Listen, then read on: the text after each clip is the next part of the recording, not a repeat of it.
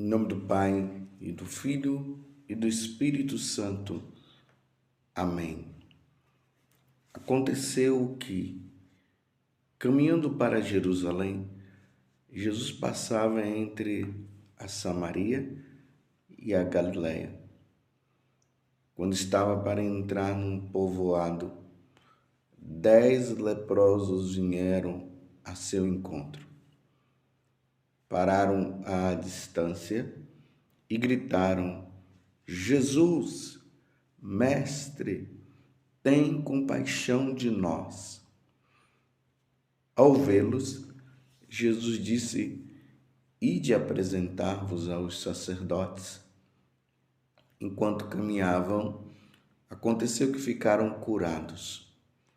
Um deles, ao perceber que estava curado, voltou glorificando a Deus em alta voz. Atirou seus pés de Jesus com o rosto por terra e lhe agradeceu. E este era um samaritano. Então Jesus lhe perguntou: Não foram 10 os curados? E os outros 9 onde estão? Não houve quem voltasse para dar glória a Deus, a não ser este estrangeiro? E disse-lhe: Levanta-te e vai, tua fé te salvou. Palavra da salvação, glória a vós, Senhor. Meus irmãos e minhas irmãs, estamos no Evangelho de São Lucas, capítulo 17, do versículo 11 até o 19. É importante notar que há uma sequência que a igreja vai nos dando no Evangelho agora de São Lucas, para que nós possamos ter também essa dimensão de entendimento de como Lucas vai nos apresentando nosso Senhor Jesus Cristo. E essa sequência vai alimentando cada vez mais a nossa alma e nós vamos entendendo quem é o Senhor.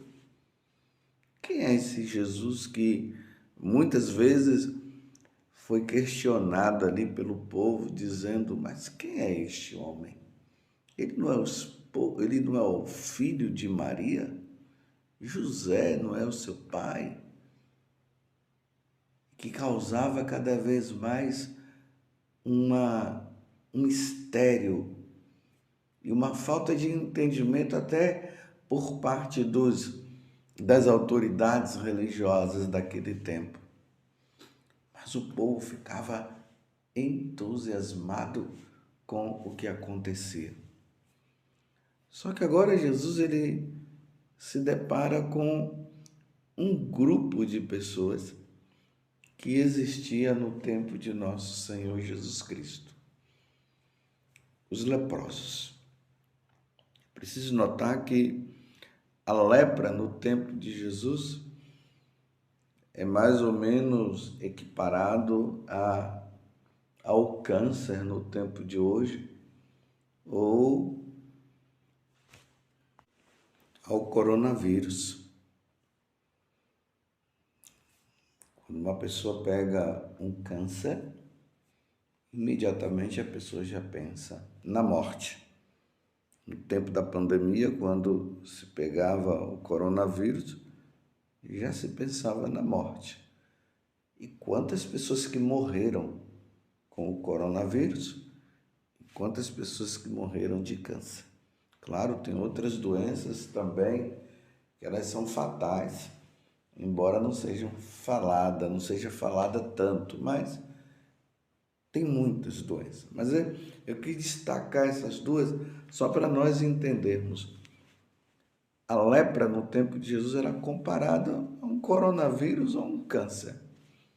Quem pegava já estava decretado, vai morrer. Já estava isso na cabeça das pessoas. E além de tudo, ainda era com ainda tinha essa questão do contágio. Então, quem estava com a lepra tinha que se manter distante, tinha que morar em lugares fora das cidades. Eles moravam assim, dentro de cavernas. Eles tinham que andar com um sino no pescoço para fazer aquele barulho, porque assim, quando as pessoas viam, elas já se distanciavam. E o leproso tinha que dizer o seguinte, quando encontrava alguém: lepra, lepra, lepra. Então, estava condenado mesmo a estar fora do convívio da sociedade e morrer lá, porque não tinha como encontrar cura para esta doença. Fico imaginando filhos, né, crianças com lepra, ou idosos com lepra, e pessoas jovens com lepra e assim por diante. Não poder ter contato com os seus familiares. Essa era a condição do leproso no tempo de Jesus. Por isso que aqui fala que quando esses 10 leprosos eles viram Jesus, eles gritaram. E aqui está dizendo, pararam à distância e gritaram: Jesus, mestre, tem compaixão de nós. E aqui há uma atitude de Jesus, né? Jesus imediatamente, nem diz assim, vocês estão curados, mas Jesus diz, vai ao sacerdote, se apresentem ao sacerdote, porque era uma outra condição. Para voltar ao convívio das pessoas, era necessário que primeiro fosse lá no sacerdote, para o sacerdote comprovar realmente que a pessoa estava curada, para ela voltar ao convívio social. Então é interessante que aqui nós não vemos Jesus dizendo, você está curado. Ele vai ao sacerdote. Então já foi um ato de fé por parte dos leprosos. Ouvindo, né, as histórias de tantas situações, de pessoas que foram curadas, de pessoas que foram, que o demônio foi expulso. Então, eles fizeram o que Jesus mandou. Então, vamos imaginar os 10 leprosos caminhando, indo ao encontro do sacerdote, dos sacerdotes. Um ato grandioso, um ato de fé. Eu estou narrando assim para vocês entenderem toda a situação. E eles vão.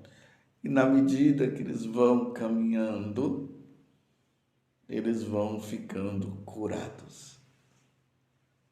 E antes de chegarem ao sacerdote, eles foram curados por um ato de fé. Porque Jesus disse, vão ao sacerdote. E aí tem um outro detalhe. Nesse grupo dos leprosos, pelo visto aqui tinham judeus e tinham os samaritanos que eram tidos realmente como estrangeiros, eles não eram queridos pelos judeus, tanto que o judeu, quando via um samaritano, eles cuspiam no chão. Mas esse daqui, como estava na mesma situação que os judeus, então não tinham como fazer isso. Mas eles eram desprezados. Porque os judeus se consideravam a raça pura, no caso ali, e os samaritanos havia tido uma mistura. Eles eram estrangeiros e havia uma mistura entre eles quando houve o exílio dos judeus. Esta situação do samaritano em relação aos judeus. Aí vejam, nessa questão cultural existente entre eles, o único que voltou foi o samaritano. O samaritano indo ao encontro do sacerdote ou dos sacerdotes, quando ele se depara que a lepra já havia desaparecido, ele toma a iniciativa de voltar e agradecer a Jesus pelo fato ocorrido, pela cura que havia sido realizada. Ele volta para Jesus para agradecer. E Jesus se admira. Não foram 10? E dos 10 só veio esse estrangeiro? Admiração de Jesus. Não houve quem voltasse para dar glória a Deus, a não ser este estrangeiro. E disse-lhe: levanta-te e vai, tua fé te salvou. Claro, podemos fazer muitas interpretações a partir do evangelho de hoje. Mas a primeira coisa que nós devemos ter em mente é isso. Um estrangeiro. Os judeus se consideravam, e eram mesmo, o povo escolhido. Nesses dias nós estávamos vendo a carta aos Romanos, e São Paulo estava falando justamente sobre essa questão, de que os judeus, eles eram os portadores da lei. Deus havia se revelado para eles.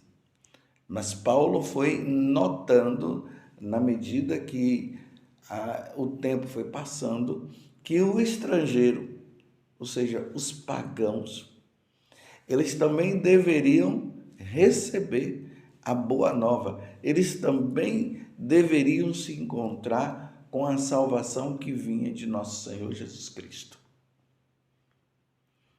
E ele notou o seguinte, que os judeus tiveram mais dificuldades de abrir o coração para Jesus do que os próprios pagãos, os estrangeiros no caso. Mas Paulo foi dizendo também que os judeus não deveriam se achar melhor do que os pagãos, porque eles, sendo portadores do anúncio da boa nova, eles terem sido os primeiros a receber a revelação de Deus, eles não deveriam se achar melhor do que os pagãos, porque eles não abriram o coração. Mas, ao mesmo tempo, São Paulo dizia, e os pagãos ou os estrangeiros não deveriam também se achar melhor do que os judeus, porque Deus fechou o coração deles, eles fecharam o coração para que os estrangeiros, os pagãos, pudessem se converter a Deus. Então nós estamos aqui diante de um estrangeiro que Jesus se admira, que voltou para agradecer. E aqui, meus irmãos, está uma atitude nossa. Nós que somos os estrangeiros. Nós nos abrimos à pregação dos apóstolos e nos convertemos a Jesus, sabendo também que dentre os primeiros que se converteram e mudaram de vida e se voltaram para Jesus também foram os judeus. Os apóstolos eram judeus, todos os outros eram judeus. Então, tanto os judeus como os pagãos são chamados a glorificar nosso Senhor Jesus Cristo. A Santíssima Trindade precisa ser glorificada através da pessoa de nosso Senhor Jesus Cristo, que veio a nós para nos redimir, para nos salvar. Na verdade, era para nós vivermos, não pedindo, só pedindo, mas a nossa vida deveria ser um eterno agradecimento. No Catecismo da Igreja diz que o homem foi criado para glorificar, para adorar, para agradecer e para servir a Deus. Já pensou nós chegarmos num ponto, meus irmãos, de que a nossa vida seja somente um louvor, um agradecimento a Deus, sem ficar pedindo nada? Entendam bem, eu não estou dizendo que nós não podemos pedir, e devemos pedir, bater, abrir, servir, né? Não podemos deixar de pedir também. Mas a nossa vida deveria ser sempre esse agradecimento a Deus por tudo, até mesmo pelas coisas que nós vivemos e não entendemos. Nós deveríamos sempre nos colocar nessa atitude de abandono e agradecimento a Deus. Como dizia Santo Inácio de Loyola, tudo para a maior glória de Deus. Na enfermidade, tudo para a glória de Deus. Na saúde, para a glória de Deus. Na pobreza, para a glória de Deus. Na riqueza, para a glória de Deus. Tudo para a glória de Deus.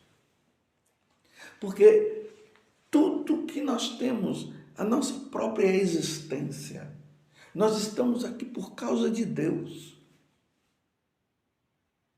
Se Deus não tivesse nos criado, nós não estaríamos aqui. E aí nós olhamos, né? Deus nos cria. Nós não existíamos e passamos a existir.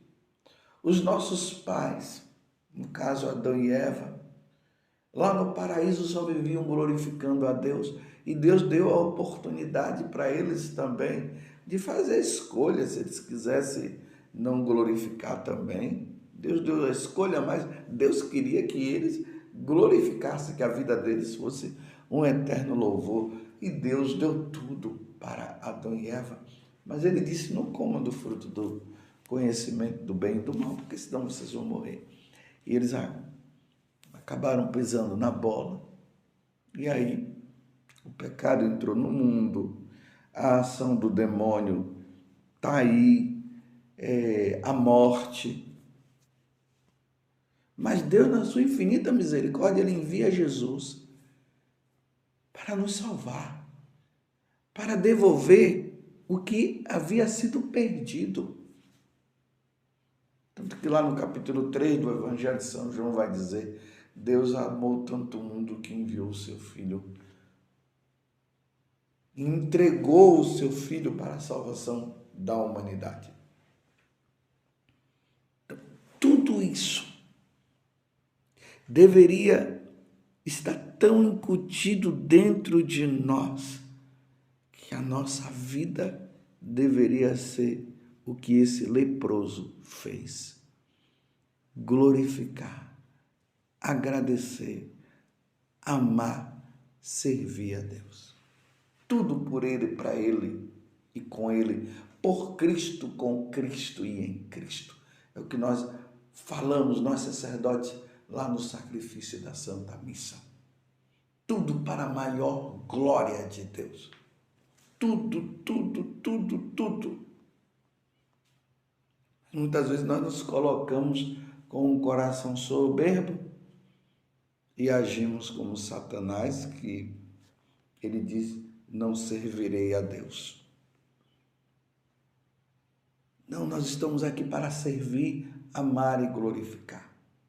Esse abandono completo, tudo para a glória de Deus. Na saúde e na doença, glorificado seja o nome do Senhor. Você está entendendo? na alegria e na tristeza. Essa glorificação a Deus, esse abandono na mão de Deus. E eu repito, tem muitas coisas, meus irmãos, que acontecem conosco que não dá para entender, nós não entendemos. Mas que depois que o pecado entrou no mundo, depois da desobediência dos nossos pais, muitas coisas nós não entendemos. Por exemplo, uma mulher e um homem que são casados, está tudo certinho, não conseguem engravidar. Um rapaz e uma moça que namoram e não deveriam engravidar. A moça não deveria engravidar e ela engravida. Não dá para entender uma coisa dessa. Mas entendendo ou não, a nossa vida deve ser esse agradecimento, este louvor a Deus, mesmo que não entendamos. Não vamos cair na história daquilo que Satanás quer. Satanás quer que diante das situações que acontecem, nós venhamos a blasfemar. Ele quer ver a blasfêmia. Foi isso que ele quis fazer com Jó, mas ele não conseguiu. Que a nossa vida seja um louvor. Esse agradecimento a Deus por tudo, este abandono na mão do nosso Deus. Porque lá no céu é o que nós iremos fazer. Glorificar, amar, servir e viver somente para Ele. Louvado seja nosso Senhor Jesus Cristo, para sempre seja louvado, e a sua mãe, Maria Santíssima.